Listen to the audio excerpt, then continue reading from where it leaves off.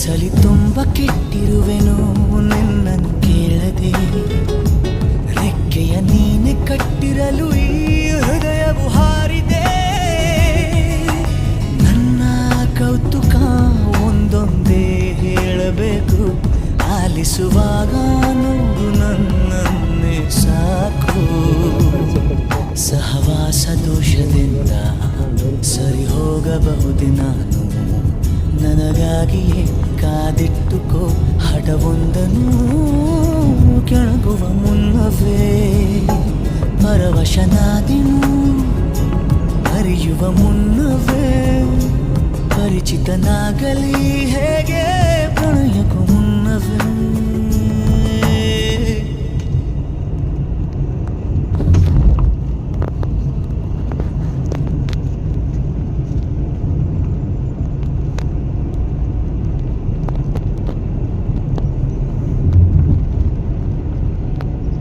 Ini kabur tak?